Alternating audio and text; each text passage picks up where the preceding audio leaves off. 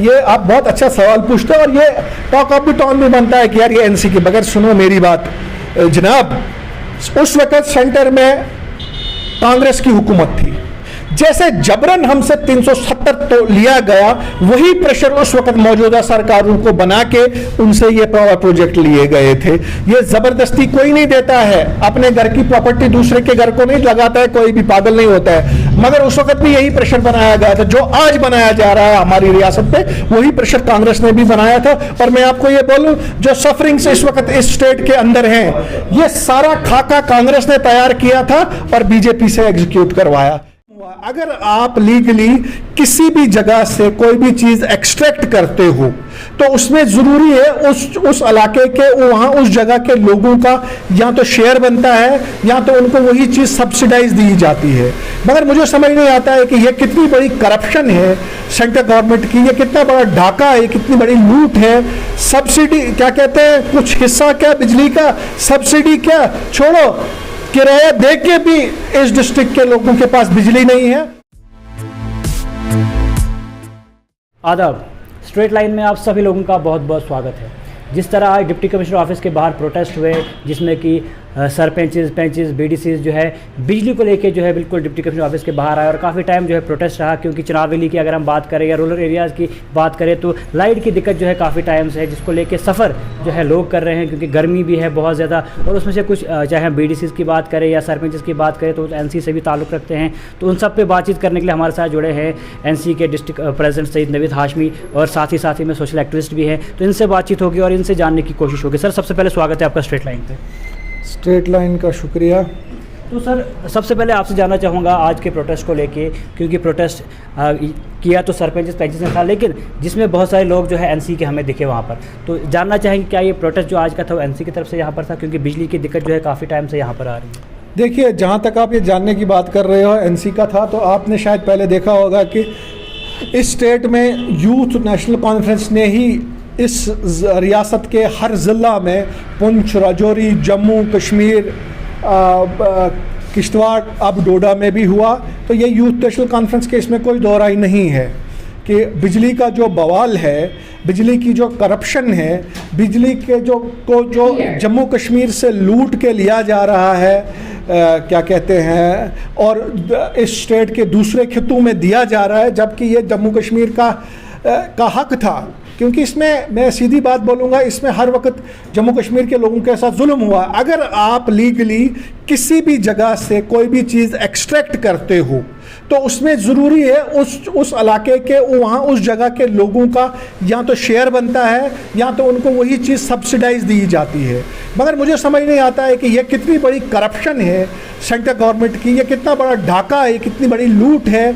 Subsidy क्या कहते हैं, कुछ हिस्सा क्या बिजली का, सब्सिडी क्या छोड़ो, किराया दे के भी इस डिस्ट्रिक्ट के लोगों के पास बिजली नहीं है। और ये वो डिस्ट्रिक्ट है जो हिंदुस्तान की 5-6 रियासतों को, 5-6 स्टेट्स को पाल रहा है, और अपनी घर में हमें अंधेरा है।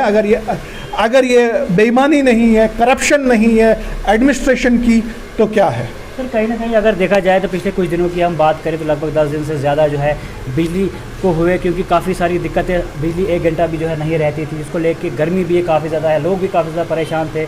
इस सब को लेके आपका क्या कहना है? कितनी दिक्कतें जो है डोडा की अगर हम खासतौर पर बात करें तो डोडा में आई? देखिए, डोडा की बात अगर करें तो यहाँ पे कुछ ऐसे हिल ट्रेन्स हैं जहाँ पे बिल्कुल नंगे पहाड़ों पे लोग रहते हैं, जिनके पास बिजली के सिवा कोई चारा नहीं है। शहर के लोग, मुझे लगता है कहीं ना कहीं अरेंज हो सकता है उनको कुछ भी, मगर गाँव के लोगों का कोई भी चारा नहीं है। और इस करप्शन की वजह से या इस बिजली ना होने की वजह से आप देखें हमारे बच्चों की एजुकेशन इफ़ेक्ट हो रही है, बिजली ना होने की वजह से बिज़नेस इफ़ेक्ट हो रहा है, बिजली ना होने की वजह से कुछ ऐसे पेशेंट्स लोग हैं या हॉस्पिटलों में या घरों में हैं जिनको ऑक्सीजन बिजली पे चल रहा है, जिसकी वजह से ओवरऑल आप समझो तो सारा पैरालाइज्ड हो गया है। मगर मैं आपको ये बोलूं कि ये इनका कसूर नहीं है, ये कसूर बीजेपी गवर्नमेंट का है, ये कसूर भारतीय जनता पार्टी का, ये सेंट्रल गवर्नमेंट का कसूर है, जो कि हर फ्रंट पे नाकामयाब हो चुके हैं। इन्होंने तेल, पेट्रोल को लूट मचा दी, एक गरीब आदमी गाड़ी चलाने के लायक नहीं रहा। इन्होंने दंगे करवाए। ये लोग क्या कहते हैं, इनके पास नौकरियां नहीं है, ये इनके पास बिजली नहीं है, इनके पास राशन नहीं है। इनके पास अगर एक ही एजेंडा है तो वो एजेंडा ये है कि कॉमनल एस्पेक्ट्स पे लोगों को लड़ाओ और उनकी अटेंशंस को डाइवर्ट कराओ। मुद्दे की बात के लिए आज मैं पूछना चाहता हूं इस वक्त कि आधा हिंदुस्तान बिजली के बगैर है, क्यों नहीं मोदी जी हिंदुस्तान के लोगों को मन की बात बताते हैं कि बिजली क्यों नहीं है या कब तक आएगी? क्यों नहीं मोदी जी जम्मू कश्मीर की नौकरियों की बात करते हैं? क्यों नहीं मोदी जी वो लाठीचार्ज जो होते हैं आंगनवाड़ी पे होते हैं, HR मुलाजमों पे होते हैं, क्यों नहीं मोदी जी उसकी बात करते हैं? सिर्फ मोदी जी बात करते हैं मन की, जिस मन की वजह से उनके पैलेशियल हाउसेज में, PM हाउसेज में अगर एक सेकंड भी बिजली जाएगी पूरा हिंदुस्तान हिल जाए। मगर जो हिंदुस्तान के PM हाउसेज में रहता है, जिन लोगों ने उसको बनाया है, वो उनके घर बिजली के बगैर हैं। मगर मौजूदा सरकार को इस चीज़ की कोई टेंशन नहीं है। तो अगर ये ऐसा ही रहा तो आने वाले कल में भारतीय जनता पार्टी को जवाब मिलेगा लोगों का कि कैसे जम्मू कश्मीर के अंदर 370 जाने के बाद जम्मू कश्मीर के लोगों को एक्सप्लॉइट किया गया, कभी बिजली के नाम पे, कभी राशन के नाम पे, कभी नौकरी के नाम पे। कहीं ना कहीं जिस तरह आपका टारगेट जो है साफ साफ जो है बीजेपी को की तरफ ही हम देख रहे हैं, क्योंकि आपका साफ साफ यही कहना है बीजेपी की वजह से ये सब हो रहा है। लेकिन अगर हम बात करें पावर प्रोजेक्ट को लेके, तो भेजे तो सारे वो NC की तरफ से गए थे। NC का जब टाइम था तब सारे प्रोजेक्ट्स यहाँ से भेजे गए। तो इस सब को लेके आपका क्या कहना है? देखिए, ये आप बहुत अच्छा सवाल पूछते हैं और ये टॉक ऑफ द टाउन भी बनता है कि यार ये NC के बगैर। सुनो मेरी बात जनाब, उस वक्त सेंटर में कांग्रेस की हुकूमत थी। जैसे जबरन हमसे 370 तो लिया गया, वही प्रेशर उस वक्त मौजूदा सरकारों को बना के उनसे ये पावर प्रोजेक्ट लिए गए थे। ये ज़बरदस्ती कोई नहीं देता है, अपने घर की प्रॉपर्टी दूसरे के घर को नहीं लगाता है, कोई भी पागल नहीं होता है। मगर उस वक्त भी यही प्रेशर बनाया गया था। जो आज बनाया जा रहा है हमारी रियासत पे, वही प्रेशर कांग्रेस ने भी बनाया था। और मैं आपको ये बोलूँ, जो सफरिंग्स इस वक्त इस स्टेट के अंदर हैं, ये सारा खाका कांग्रेस ने तैयार किया था और बीजेपी से एग्जीक्यूट करवाया। ये कुछ नया नहीं है।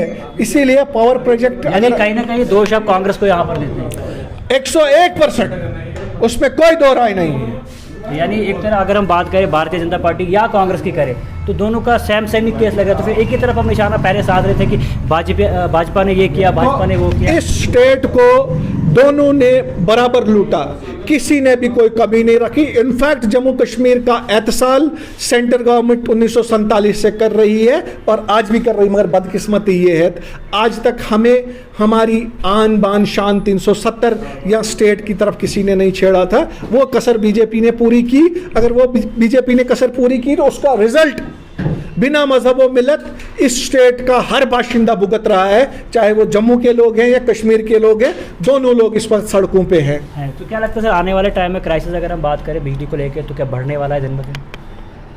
देखिए, अगर सीरियसली इस इशू को भारतीय जनता पार्टी लेती तो हिंदुस्तान इतनी बड़ी स्टेट है, ये कोई बड़ा मसला उनके लिए नहीं है। मगर उनको ये हर उस स्टेट में करना है जहाँ पे उनकी सरकार नहीं है, उस स्टेट के लोगों को खुसूसन उनको तंग करना है। तो ये शायद उसकी ये कड़ी है। सर, उसके अलावा अब अगर बात करें आम आदमी पार्टी को लेके, जिस तरह वो अब दावे कर रहे हैं कि बिजली फ्री दिया जाएगा, पानी फ्री दी जाएगी, तो क्या लगता है जिस तरह की हालत अभी जम्मू कश्मीर की है, तो क्या आम आदमी पार्टी यहाँ पर ये सब कर पाएगी? और देखिए, बात सुनिए, मेरी बात सुनिए। अगर हम स्टैटिक्स के हिसाब से देखें तो जम्मू कश्मीर सबसे रिचेस्ट स्टेट है। जम्मू कश्मीर में इतने नेशनल रिसोर्सेज हैं कि आधे से ज़्यादा हिंदुस्तान पाला जाएगा जम्मू कश्मीर को। इस वक्त जम्मू कश्मीर की खुद मुख्तियारी की बात है। वो लोग क्यों नहीं दफ़ा 370 की बात करते हैं, जिससे जम्मू कश्मीर का सब वापस आएगा? वो लोग स्टेटहुड की क्यों नहीं बात करते हैं कि जिससे जम्मू कश्मीर में नौकरियाँ भी आएगी, पानी भी आएगा, बिजली भी आएगा और हमें अपना एक डेमोक्रेटिक स्टेट मिलेगा? वो क्यों पानी बिजली की बात करते हैं? इतने जम्मू कश्मीर के लोग गए गुजरे नहीं है कि वो अपने आप को पानी और बिजली के लिए बेचेंगे। ये वही आम आदमी पार्टी जिसके 5 MPs ने 5 अगस्त को अब आर्टिकल एब्रोगेशन के लिए मोदी का साथ दिया था। अगर उस वक्त मोदी दोस्त था तो इस वक्त मोदी दुश्मन नहीं हो सकता है। ये उन्हीं की एक जमात है जो इस वक्त फिर जम्मू कश्मीर के लोगों को बेवकूफ़ बनाने के लिए आ रही है। तो कहीं ना कहीं उनका भी साफ साफ यही कहा जा रहा है, बदलाव होगा, डेवलपमेंट होगी, एम्प्लॉयमेंट यहाँ पर दी जाएगी। तो क्या लगता है आपको, ऐसा पॉसिबल है? जब सेंटर नहीं दे पाई, जब मोदी फेल हो गया, जैसे बोला था साल के 50,000 नौकरियां वो दे, 50,000 नौकरियां क्या देगा जो 60,000 टेलीविजन हर दिन लड़कियां लड़के मर्द औरतें जूते सड़कों पे मार पड़ रही है उनको रेगुलर नहीं कर पा रहा है। नौकरियां देने की तो बहुत बड़ी बात है। ये इस स्टेट के साथ मैंने बोला पहले कांग्रेस ने एक्सपेरिमेंट किया, उसके बाद बीजेपी ने कर रही है, अब ये आम आदमी पार्टी भी अपना तजर्बा कर रही है। जब तक नहीं जम्मू कश्मीर के लोग, जम्मू के भी कश्मीर के भी लोग खुद एक स्ट्रांग लीडरशिप को साथ देके खड़े करेंगे, तब तक उनको कुछ नहीं मिलने वाला है। तो उसके अलावा सर बात करें, हाल ही में मोदी जी का दौरा भी यहाँ पर हुआ था, कहीं ना कहीं बहुत सारी बातें वहाँ हुई, लेकिन जो मेन मुद्दा जम्मू कश्मीर का था, या अगर कैजुअल लेबर्स की हम बात करें तो NHM की हम बात करें, म्यूनसिपलिटीज़ के जितने भी कैजुअल लेबर्स उनकी हम बात करें तो उनकी बात वहाँ पर नहीं हुई, वो काफ़ी निराश थे। उस सबको लेकर आपका कहना है? देखिए, मोदी जी के तमाशे हैं, उनकी कथनी और करनी में ये दुनिया को पता है कि जब इलेक्शन जीतना था मैं 15 लाख रुपए किसान के अकाउंट में डालूंगा, फिर उसी किसान को 2 साल सड़कों पे मारा, उसी बीजेपी के MLA के बेटे ने उन्हीं किसानों पे गाड़ियां चढ़ाई। ये वही मोदी जी है जिसने बोला 2 करोड़ नौकरियां देंगे। 2 करोड़ नौकरियां क्या देनी थी? जम्मू कश्मीर के लोगों को डोमिसाइल पे खड़ा कर दिया, जो यहाँ की अपनी नौकरियां थी हमको वो भी चली गई। तो ये वही मोदी जी है। हमने मोदी जी की कोई बात सुननी नहीं। अब हिंदुस्तान के लोग तंग आ चुके हैं, उनको पता है कि ये क्या बोलने आए हो, क्या करने आए हैं। अगर इसकी सबसे स्ट्रांग कड़ी ये थी जब परसों मोदी जी यहाँ जम्मू कश्मीर में आए थे। आप मुझे बोलो आम आदमी को क्या फायदा मिला? क्या 60,000 डेली वेजर्स रेगुलाइज हुए? नहीं हुए। क्या बिजली का कोई इशू मसला हल हुआ? क्या नौकरियों का कोई मसला हल हुआ? कोई बहुत बड़ी यूनिवर्सिटी दी गई, कोई बहुत बड़ा कॉलेज दिया गया, या कोई बहुत बड़ी इंडस्ट्री लगाने की बात हुई? कुछ भी नहीं हुई। अपने लोगों को मंगाया, सिस्टम के लोगों को, सारे ब्यूरोक्रेट्स को बोला मेरा प्रोग्राम वहाँ पे सक्सेसफुल बना दो और मैं वापस चला जाऊँगा। कुछ नहीं है। मैं सीधी बात बोलूँगा, जम्मू कश्मीर की बेहतरी जम्मू कश्मीर के लोगों के पास है। जब तक ना जम्मू कश्मीर के लोगों को ये बात समझ आएगी कि हमारे साथ सारे लोग खिलवाड़ कर रहे हैं, तब तक यहाँ पे सफरिंग्स ऐसे ही होती रहेगी। सर, उसके अलावा आखिर में किस तरह का मैसेज आपका रहेगा? क्योंकि बिजली की अगर हम बात करें तो क्राइसिस काफ़ी ज़्यादा यहाँ पर आ रहा है, दिक्कतें काफ़ी ज़्यादा आ रही है, तो मैसेज किस तरह का आपका है? मेरा यही मैसेज है, बिना मजहब व मिलत। मेरा एडमिनिस्ट्रेशन गवर्नर LG से ये और मोदी जी से भी एक गुजारिश है कि आपने हमसे 370 छीना। अगर आपने हमसे 376 छीना तो हमको बदले में दिया क्या? आप मेरिट पे बात करो। क्या आपने हमको नौकरियां दी? क्या आपने यहाँ पे बड़ी बड़ी इंडस्ट्रियां लगाई? क्या आपने यहाँ पे बिजली पानी फ्री किया?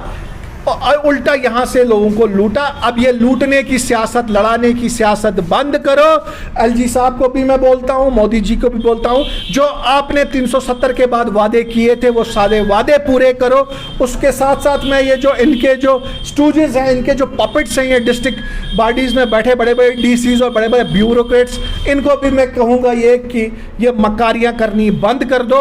लोगों को जो ऊपर से सेंटर से आ रहा है वो डिलीवर करो, और लोगों को भी ये देखना चाहिए कि हमें 370 जाने के बाद क्या क्या मिला। अगर हमें कुछ नहीं मिला तो कल को ऐसी बेहतरीन सरकार का चुनाव करो जो हमारे बच्चों को सेव कर सके, हमारे मुस्तकबिल को सेव कर सके। तो आप देख सकते हैं हमारे साथ जुड़े थे सैयद नवीद हाशमी, जो कि सोशल एक्टिविस्ट भी है और NC के डिस्ट्रिक्ट प्रेसिडेंट भी है। इनका साफ साफ यही कहना है कि अगर बिजली जो क्राइसिस अभी आ रहा है उसकी अगर कोई वजह है तो वो कांग्रेस है, क्योंकि कांग्रेस की वजह से ये सारी दिक्कतें आई और कहीं ना कहीं आज वो भुगतना जो है जम्मू कश्मीर को और हिंदुस्तान को पड़ रहा है। तो आगे भी हम रूबरू कराते रहेंगे।